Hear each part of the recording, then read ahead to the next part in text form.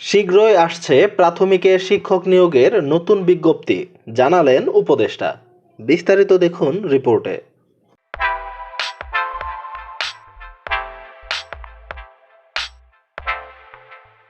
সারা দেশে সরকারি প্রাথমিক বিদ্যালয়ে সহকারী শিক্ষকের বড় সংখ্যক পদ খালি রয়েছে।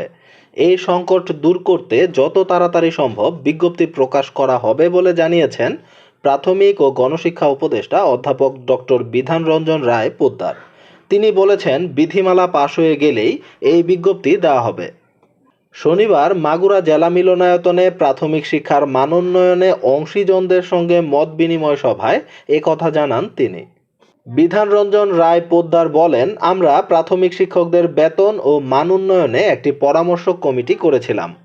এই কমিটি প্রধান শিক্ষক পদকে 10ম গ্রেড, সহকারী শিক্ষকদের নিয়োগের 4 বছর পর সিনিয়র শিক্ষক হিসেবে 11তম গ্রেডে পদোন্নতি, প্রাথমিক শিক্ষকদের জন্য আলাদা বেতন কাঠামোর সুপারিশ করেছে। তিনি বলেন, আমরা এই সুপারিশকে যৌক্তিক মনে করছি। এখন আমাদের কাজ হচ্ছে সরকারের পলিসি মেকারদেরকে কনভিন্স করে বিষয়টি বাস্তবায়ন করা। আমরা আন্তরিকতার সঙ্গে সেই কাজ করে যাচ্ছি। উপদেষ্টা বলেন, প্রাথমিক শিক্ষা খাতে আমরা ভালো শিক্ষক পাচ্ছি এবং তাদের সুন্দরভাবে প্রশিক্ষণ দেওয়া হচ্ছে।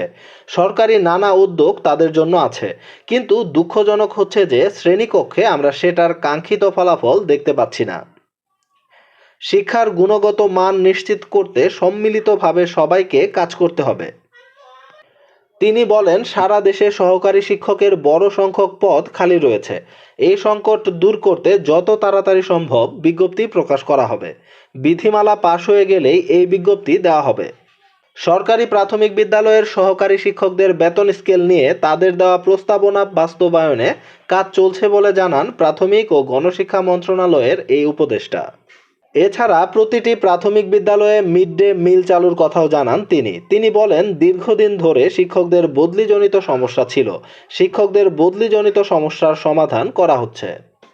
তিনি আরও বলেন, মামলার জন্য আমাদের প্রধান শিক্ষক পদে পদায়ন সমস্যা হচ্ছে। আমরা আশা করছি দ্রুত এই সমস্যার সমাধান করা হবে। তখন প্রধান শিক্ষক পদে পদায়ন হলে অনেক পদ খালি হবে।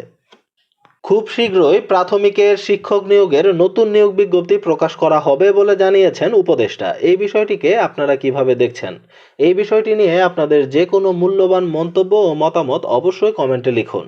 দেখা হবে নতুন কোনো ভিডিওতে নতুন কোনো গুরুত্বপূর্ণ আপডেট নিউজ নিয়ে। ততক্ষণ পর্যন্ত ভালো থাকুন। আল্লাহ হাফেজ।